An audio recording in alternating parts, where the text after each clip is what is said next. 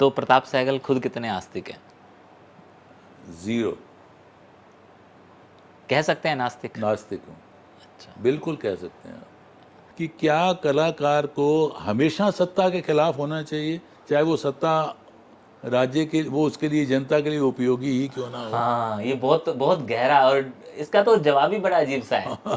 कि जैसे अब जो सत्ता इस वक्त जो है हमारे भारत में सत्ता है, ये कलाएं नहीं जानते, यस इनको नहीं पता कलाएं क्या हैं। यस। ये सोचते हैं कि श्री राम की जय वही कला है, ये कला नहीं ये है। कला नहीं है। बरेली में मेरा नाटक जो उन्होंने खेला था, मौत क्यों रात भर नहीं आती, वो उन्होंने खेल दिया, मुझे पता चल गया। जब पता चल गया तो फिर मैंने उनको मेल लिखी, मतलब मैंने ये आपने मुझसे बिना परमिशन के किया और रॉयल्टी तो देने का नाम ही नहीं है, तो या तो मुझे रॉयल्टी दीजिए इसकी, और या फिर फेस दी लीगल नोटिस।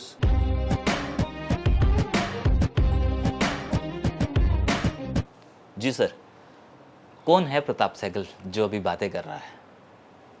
अब प्रताप सहगल की पहचान तो लोग अलग अलग तरह से बयान करते हैं, लेकिन अब मैं मानता हूं कि हर आदमी की एक पहचान जैसे बनती है, एक अगर साहित्यकार के रूप में जाना जाए तो मैं एक नाटककार ही हूं। अब ये नाटक का सिलसिला कहाँ और कैसे शुरू हुआ था? ये 1970 के बाद खुला, वैसे तो शुरू में पहले तो कुछ था, लेकिन 1970 के बाद जब मैंने नाटक देखने शुरू किए तो धीरे धीरे धीरे धीरे धीरे वो कीड़ा कुलबुलाया। और उसके कीड़े तो बचपन से थे, कहीं स्कूल के दिनों में खेले हुए नाटक, स्कूल के दिनों में किया हुआ अभिनय, वो कहीं अंधेरे में चला गया होगा। लेकिन जब वो देखने लगा तो वो चीज़ें पार्श्व वाली जो थी वो भी उभरने लगी। और फिर मैंने एक मेरे दोस्त थे वेद ढींगरा, उनके साथ बड़े नाटक देखा करता था। बाद में तो फिर मैंने महेश आनंद के साथ बहुत सारे नाटक देखे, और बाद में तो फिर इनके साथ देखे, शशि जी के साथ, और फिर हम दोनों ही जाते थे और बहुत बातें करते थे। नाटक देखते देखते ही वो तंत्रियाँ खुलने लगी कि मुझे लगा कि ये मेरे अंदर एक नाटककार छुपा हुआ है। और सबसे पहले मैंने रूपांतर किया अंधेरे में नाम से, पीटर शेफर का जो नाटक है ब्लैक कॉमेडी, और उसका रवि वासवानी ने मंचन भी कर दिया। क्या बात है, रवि तब यहीं थे? रवि तब यहीं थे। ओके। उन्होंने पास आउट किया था, और ये 1974-75 की बात है। जी।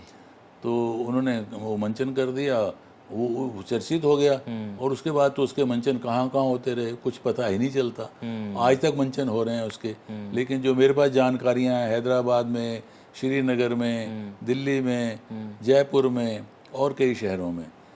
उसके बाद फिर सीधा जंप किया, समझ लीजिए 1981 पर। बीच में मैंने लिखा। जंप ना कीजिए, थोड़ा सा पीछे आइए। पहला नाटक कौन सा था जो देखा था जिसकी वजह से आप इंस्पायर हो कि मुझे लगा है कि मैं दांतों की मौत। कहाँ देखा था? ये कमानी ऑडिटोरियम में ई अलका जी ने किया था। अलकाजी साहब ने? अलका जी।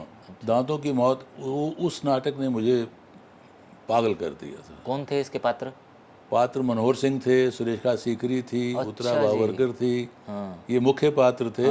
बाकी और राजेश विवेक वगैरह कई इस तरह के पात्र थे। तो ये तो क्लियर सी बात है, ये सारे लोग थे, तो इसका मतलब ये पास आउट नहीं किए थे? नहीं, ये रिपर्टरी थी। अच्छा, रिपर्टरी थी। ओके, रिपर्टरी बन चुकी थी तब, ये रिपर्टरी में थे। ठीक है। तो ये पहला नाटक था जिसकी वजह से आपको लगा? हाँ। ओके। और उससे मुझे लगा नाटक का ग्रैंडर कितना है, और उसका असर कितना है, और उसकी रीच कितनी है। कुछ याद है टिकट कितनी थी? टिकट नहीं थी उसकी। अच्छा, तब फ्री लेकिन मैं टिकट होगी तो मुझे नहीं पता, आपको तो लेके गया मेरा अरेंजमेट तो वेद ढींगरा करते थे। ठीक है। He was just like my friend and secretary. वो जितने भी नाटक मैंने देखे हैं, वो व्यवस्था, वो चाहे टिकट हो कुछ हो, मुझे नहीं पता क्या होता था, उनका चलो ठीक है, बस चलो तो चलो। आइए अब जंप 81 में। तो उसके बाद बीच में मैंने एक दो नाटक लिखे ज़रूर, लेकिन वो पड़े रहे। ठीक है। 81 में फिर रंग बसंती प्ले ऑन डिमांड लिखा गया। वो सुभाष सहगल जो मेरे मित्र थे, उन्होंने कहा कि भाई इस पर भगत सिंह पर लिखना है। भगत सिंह मेरा प्रिय, मेरे दो हीरो हैं, भगत सिंह और सुभाष चंद्र बोस, वो मैं लिखना ही चाहता था। तो सुभाष, उस पर मैंने पढ़ना शुरू किया, जितना सब किताबें नेशनल आर्काइव वगैरह जाके बैठा, ये सब जिन लोग अवेलेबल हो सकते हैं उनसे बात की, और पढ़ने वढ़ने के बाद जो मेरे पास एक पूरा मटेरियल हो गया, तो लिखने में तो मुझे 1 महीना लगा मुश्किल से, और वो लिख के मैंने फिर दे दिया। अच्छा, उसमें एक ख़ास बात ये रही कि उन्होंने जब रिहर्सल शुरू की तो उन्होंने कहा, प्रताप यार एक बात, मैं रिहर्सल में बैठा करता था। अच्छी बात है। हाँ, तो उन्होंने कहा यार इसमें अगर गीत आ जाए कुछ अच्छा। तो मज़ा आ जाए। हाँ। तो मैंने कहा ऐसा है कि रिहर्सल शुरू करो, ब्लॉकिंग शुरू करो, और देखते हैं उसमें कहाँ कहाँ गीतों की गुंजाइश बनती है। म्यूज़िक वाला भी आ गया, उन्होंने कहा जी यहाँ गीत चाहिए, यहाँ चाहिए, यहाँ चाहिए। बस मैं घर आता था और गीत लिखता था और अगले दिन जाके दे देता था उनको। तो इस तरह से उनके साथ गीत भी जुड़ते चले गए और वहीं उसका म्यूज़िक भी तैयार हो जाता था। तो इस तरह से वो नाटक निकला, और उसी नाटक को साहित्य कला परिषद ने एज बेस्ट स्क्रिप्ट अवार्ड किया था। क्या बात है। 1981 में, 81 में या 82 में, दैट वाज अवार्डेड स्क्रिप्ट। उसके बाद फिर उत्साह बढ़ जाता है। फिर मेरा एक नाटक और मैंने लिखा, मौत क्यों रात भर नहीं आती। ये एक सटारिकल प्ले है, ठीक है। कॉमेडी भी है लेकिन सटारिकल कॉमेडी है। और कहानी नहीं सुनाऊंगा उसकी। नहीं।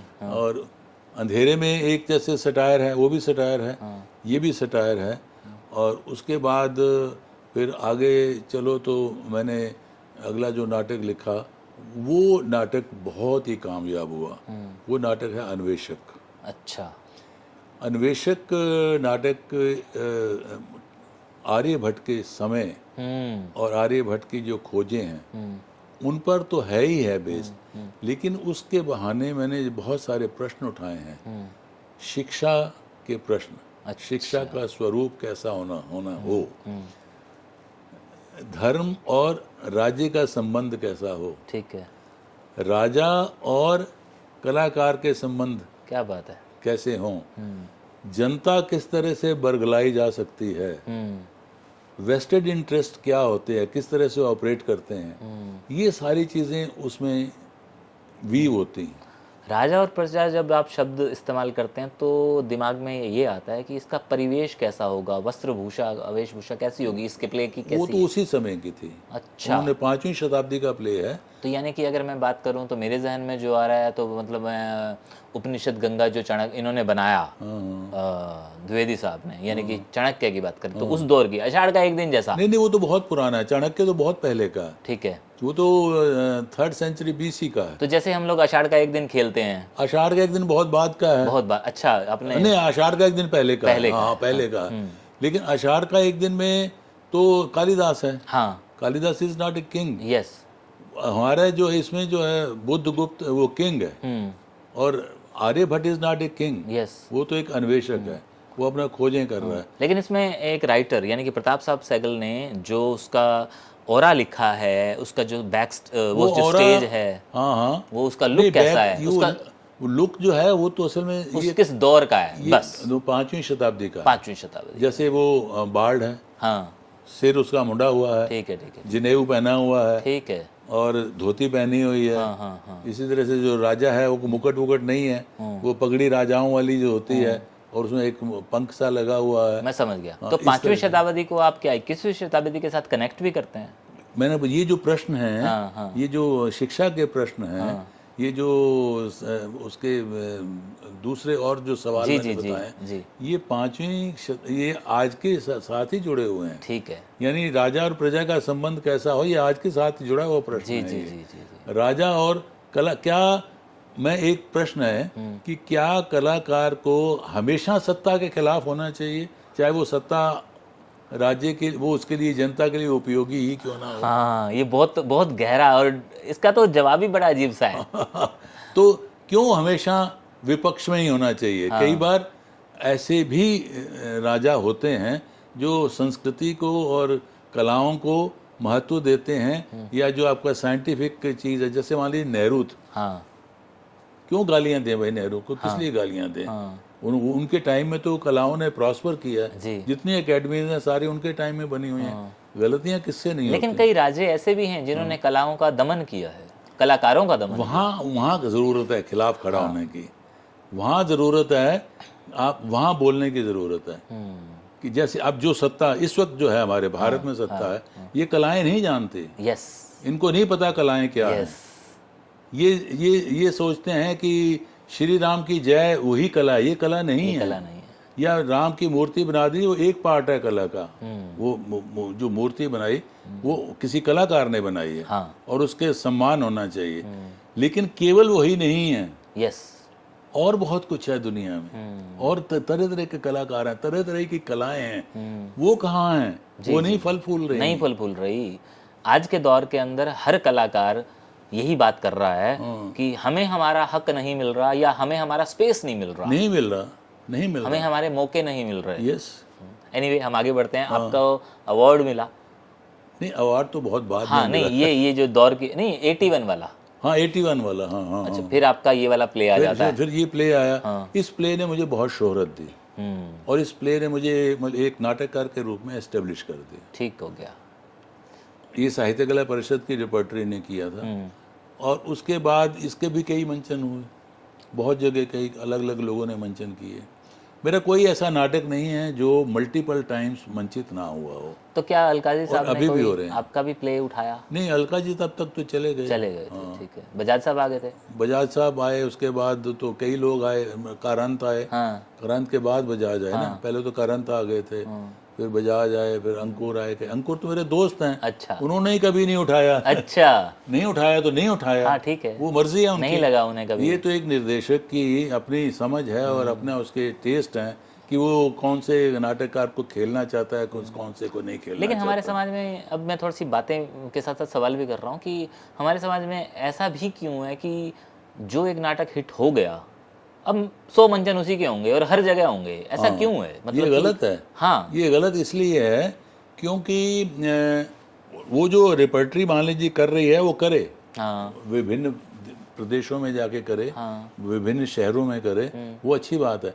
लेकिन जब वो दूसरे लोग करते हैं उसी नाटक को, जैसे मान लीजिए उस नाटक में मनोहर सिंह थे, अब मनोहर सिंह तो नहीं है, और मनोहर सिंह ने अपनी कंपनी बनाई, उनका मैं भी दांतों की मौत करूंगा। क्यों करोगे? क्योंकि वो सीखा हुआ है। ठीक है, ये है समस्या। क्योंकि वो आसान है, वहाँ पे प्रैक्टिस कम करनी है, रिहर्सल्स कम करनी है, क्योंकि वो पता है उसकी उसका लुक पता है, उसका पूरा एग्जिट एंट्री पता है। यस। तो इसलिए जो आम निर्देशक है, छोटा निर्देशक कहना, छोटा नहीं कहना चाहिए, कोई छोटा बड़ा नहीं है, बिल्कुल। लेकिन जो मान लीजिए विद्यालय से जुड़ा हुआ नहीं, जिसके पास इतनी सुविधाएं नहीं है, जिनके पास इतने अच्छे कलाकार नहीं हैं, और जब वो बाहर निकलते हैं वहाँ से कर के, तो वो फिर वो उसी तरह के वही नाटक उठाने लगते हैं। तो अलग आज तक हो रहा है। क्यों हो रहा है? क्योंकि वो कोर्ट मार्शल आज तक हो रहा है। हाँ, कोर्ट मार्शल वो तो एक संस्था कर रही है, और कोई नहीं कर रहा। एक संस्था अरविंद गौड़ कर रहा है, उसको लगातार शो किए जा रहा है, ठीक है। लेकिन वो वहाँ से जो निकले हुए लोग हैं, वो भी अगर वही करना शुरू कर दें, कहीं और ट्राई ना करें, वो गलत है। मैं ये कह रहा हूँ। यानी उनकी क्रिएटिविटी इसमें नहीं है कि आपने जो सीखे हुए को उल्था कर दिया। आपकी क्रिएटिविटी से जो सीखा है उससे कुछ नया क्रिएट कीजिए। Go beyond that. यस, उससे आगे चलिए। वो आगे अगर जो नहीं जाएंगे तो आपकी कोई पहचान नहीं बनेगी। और शायद यही वजह है कि समाज में नए नाटक कम आते हैं। नहीं, नाटक तो बहुत आ रहे हैं। नहीं, लिखे हुए तो बहुत आ रहे हैं, पब्लिक के सामने मंचन कम हो पाता है नए नाटकों का। इसलिए हो पाता है ना कम, क्योंकि वो रिस्क नहीं लेना चाहते। प्रोडक्शन पे ज्यादा खर्चा नहीं करना चाहते। नहीं, वो प्रोडक्शन पर जरूरी नहीं कि ज्यादा खर्च करके ही अच्छी प्रोडक्शन हो। आपके ऐसे नाटक जो मंचित तो हुए लेकिन हमारे देश में नहीं, ऐसा भी कुछ हुआ? हमारे देश में नहीं, मतलब कि आपके नाटक इंटरनेशनल लेवल पर विदेश में हुए? हाँ, विदेश में हुए, मुझे नहीं पता। अच्छा, आपको पता नहीं? तो क्या आपके साथ साथ बहुत सारे ऐसे राइटरों के साथ होता होगा कि उनके नाटक कहीं कहीं तो होते होंगे? मान लीजिए दिल्ली या देहरादून, बहुत शहरों में तो बहुत होते हैं, लेकिन आपको पता नहीं होता? नहीं, कई बार पता होता है, कई बार नहीं होता। अच्छा। कुछ लोग परमिशन लेते हैं, कुछ लोग रॉयल्टी भी देते हैं। अच्छा। कुछ लोग ना परमिशन देते हैं ना रॉयल्टी ले देते हैं। अच्छा। और कर लेते हैं। ठीक है। फिर वो कई बार अखबारों की कटिंग से पता चलता है, या वहाँ का कोई दोस्त है तो वो बताता है, तो हम उनको फोन करते हैं, तो तब वो रॉयल्टी आ जाती है। ऐसे भी किस्से, बहुत सारे किस्से हैं। अच्छा। मैं कितने बताऊं? हाँ। बहुत किस्से हैं ऐसे। तो ये रंगकर्मी कोई एक किस्सा कि जिसके अंदर आपने क्लेम किया हो कि मेरी इजाजत के बगैर आपने कर कैसे लिया? जब अभी बरेली में हुआ था, कौन सा शो था? बरेली में मेरा नाटक जो उन्होंने खेला था, मौत क्यों रात भर नहीं आती, वो उन्होंने खेल दिया। मुझे पता चल गया।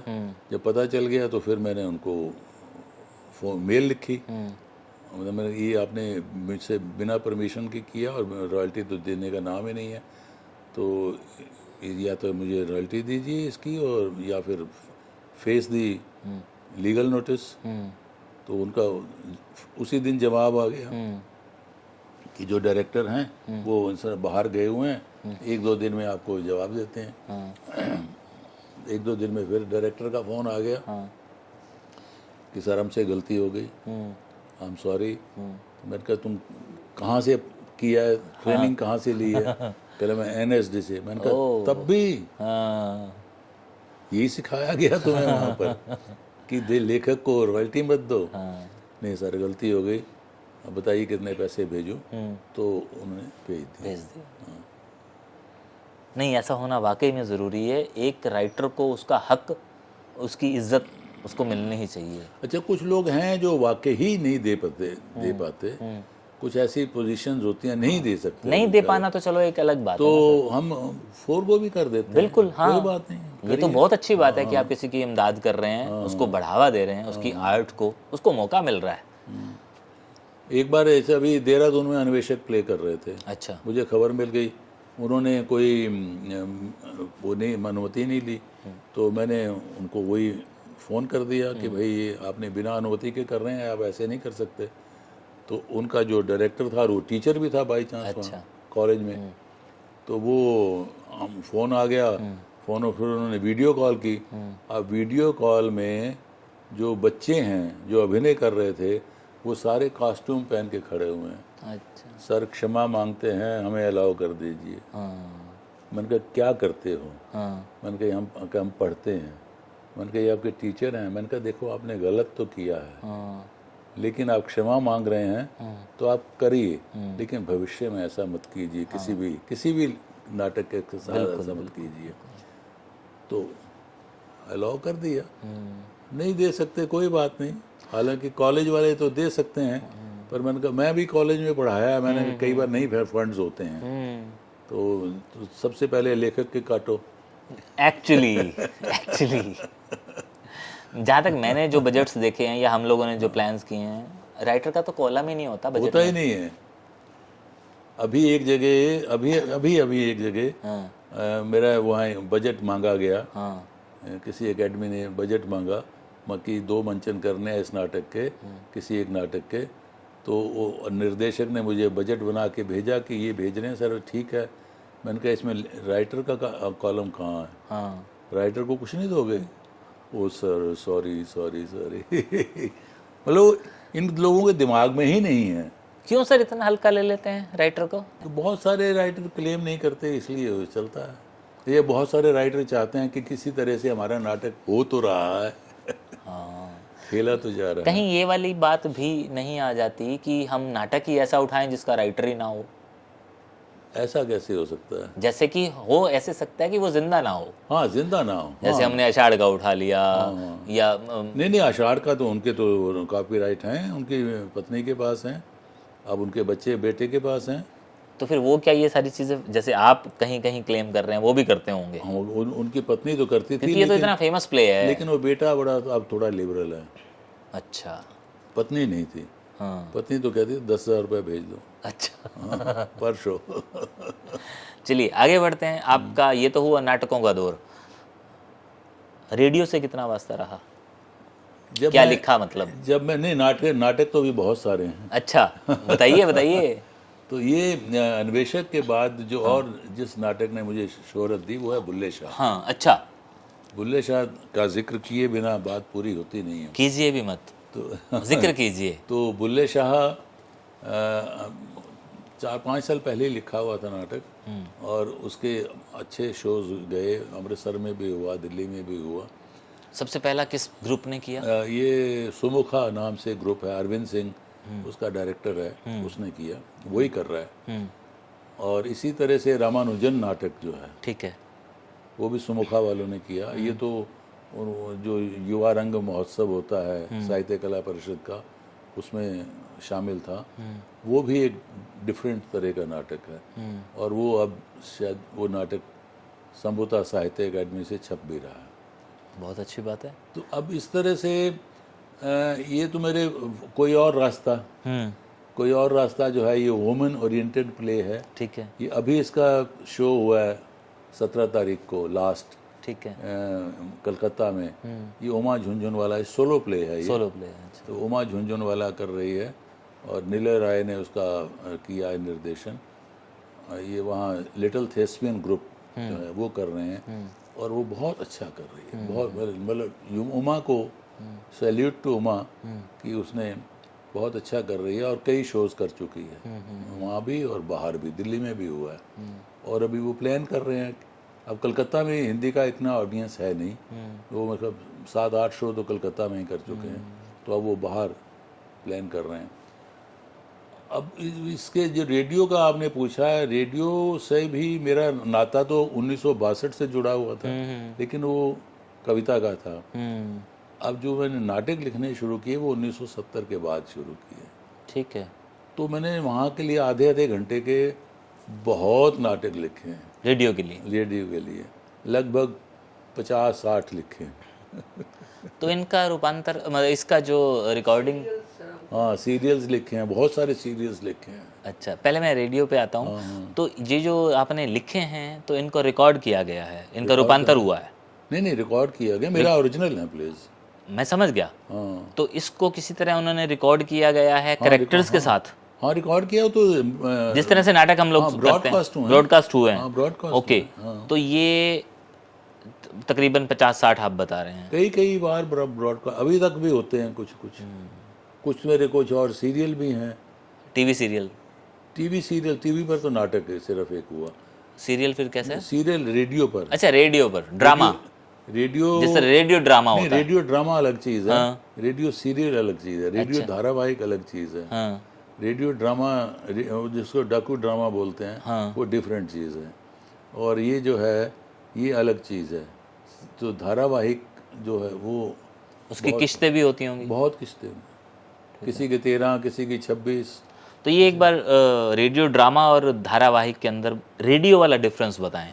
रेडियो में जैसे ना डाकू ड्रामा जो है वो तो उसमें जैसे आप डॉक्यूमेंट्रीज बनाते हैं, ठीक है, और उसमें आपके नरेशन ज़्यादा होती है, और नरेशन करते करते आप उसमें थोड़ा सा टुकड़ा अपना और डाल देते हैं, ठीक है, किरदार का और वो आके बोलते हैं, जिसको हम लोग फिर रूपांतर में भी डाल देते हैं। वो इस तरह से डालते हैं। वो तो डाकू ड्रामा लेकिन ज़्यादातर जो है डॉक्यूमेंटेशन होता है। लेकिन उसको एनफोर्स करने के लिए बीच में वो आते हैं, कोई गीत भी डाला जा सकता है, तो दैट इज।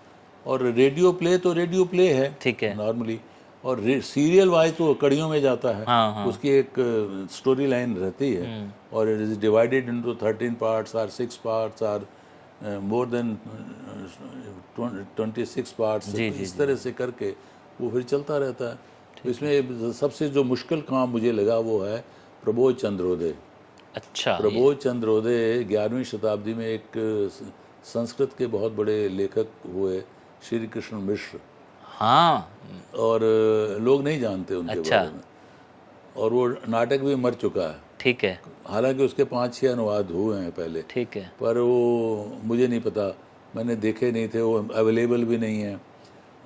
कुछ 2-3 हिस्सों का उसका अनुवाद, एक अंक का उसने भी, एक अंक का किया है, भारतेंदु ने भी किया है, लेकिन वो किया भोजपुरी में। अब ये बिल्कुल आज की भाषा में उसको बिल्कुल मैंने आधुनिकीकरण कर दिया। अब उसका 26 कड़ियों में, जो कि मुश्किल से एक डेढ़ घंटे का प्ले है, 1.5 घंटे उसको 26 कड़ी में आप लेके गए? 26 कड़ी मैंने किया। और हर कड़ी का वक्त कितना? आधा घंटा, 25 मिनट तो समझ लीजिए। तो आप अनुमान लगा सकते हैं कि इसमें कितनी मेहनत पड़ती है और कितनी रिसर्च करनी पड़ती है, बिल्कुल, और कहाँ मैं पहुँचा हूँगा। लेकिन उसको मैंने शॉर्ट फॉर्म किया, फिर जो मंच के अनुकूल भी बने। वो लगभग 2 घंटे का प्ले है, वो NBT से छप भी चुका है। अच्छा, ये राष्ट्रीय पुस्तक न्यास से। और आप जो बात कर रहे थे कि हाँ, टीवी पे नहीं आया है? टीवी पर एक प्ले मेरा आया, खंडहर पर बैठा आदमी। ये प्ले है? ये सीरियल नहीं है, मतलब टीवी सीरियल नहीं? कोई सीरियल मेरे से लिखवाए गए थे, उन दिनों कौन होते थे, लेकिन उनकी पता नहीं क्या हुआ, नौकरी वोकरी छूट गई और क्या हो गया, फिर वो रह गया बीच में। अच्छा, योजनाएं बड़ी बनी लेकिन वो तो है, हुआ कुछ नहीं। कलाकार के साथ यही तो होता है, योजनाएं इतनी बनती हैं पेपर पे, लेकिन उनको साकार करने में बहुत मशक्कत लगती है। आज इस वक्त में अभी क्या चल रहा है? अभी तो मैंने एक नाटक कंप्लीट किया, तोता कहानी। ठीक है। ये तोता कहानी एक छोटी सी कहानी है रविंद्रनाथ ठाकुर की, और बच्चों के लिए। ठीक है। और वो शिक्षा को लेकर है थोड़ी सी, लेकिन मैंने उसको बहुत एक्सपेंशन दिया है। उसको मैंने पॉलिटिकल डायमेंशंस दे दिए हैं। ठीक है।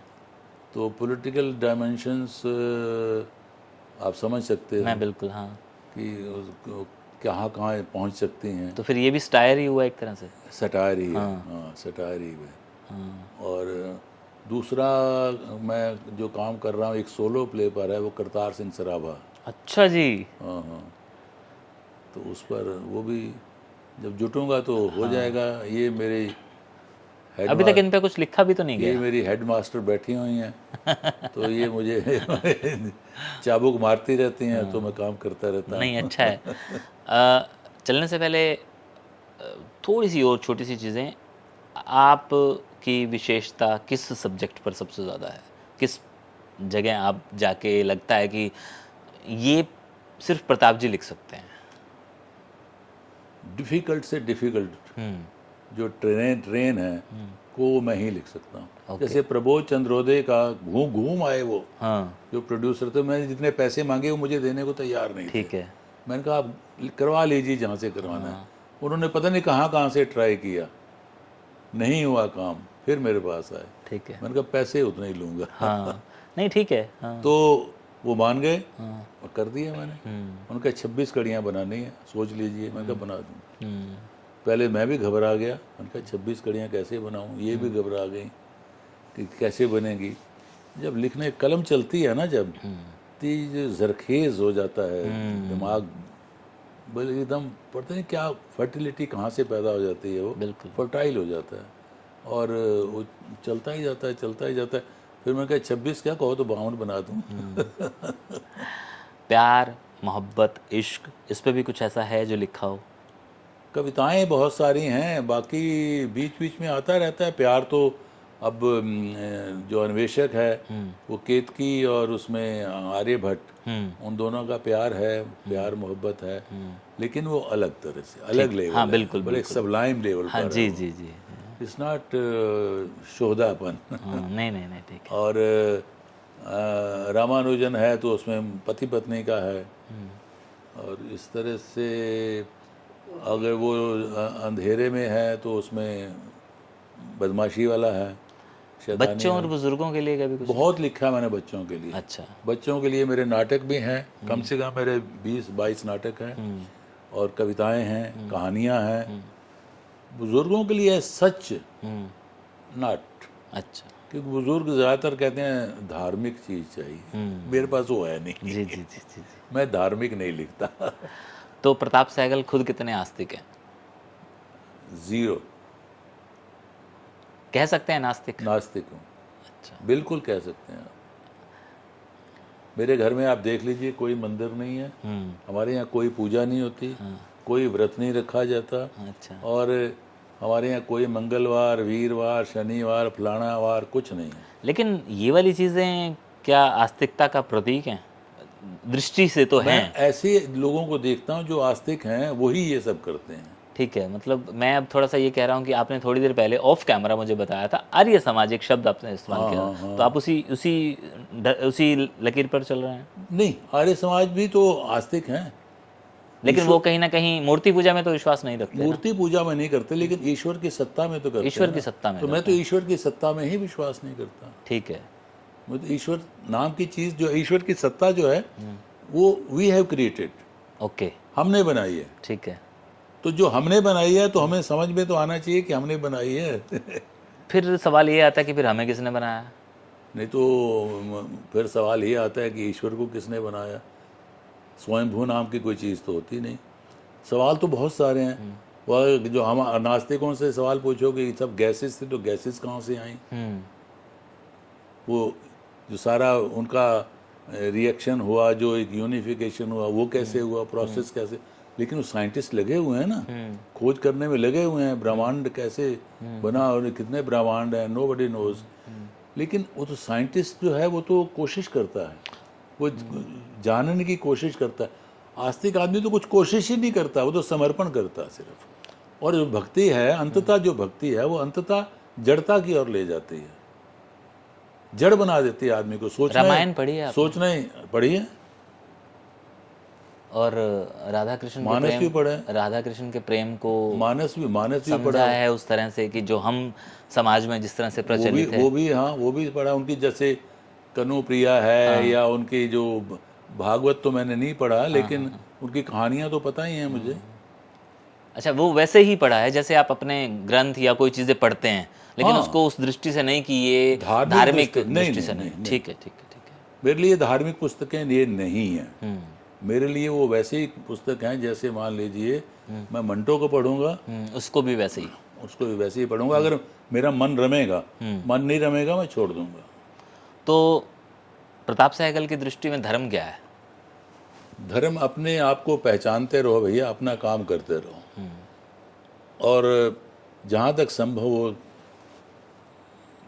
किसी का नुकसान मत करो, हो जाए तो क्षमा मांग लो बस। कुछ ऐसा जो और कुछ कहना चाहते हैं, मैं नहीं पूछ पा रहा या मैं नहीं पूछ पाया, बता दें। आपने क्या छोड़ा क्या है?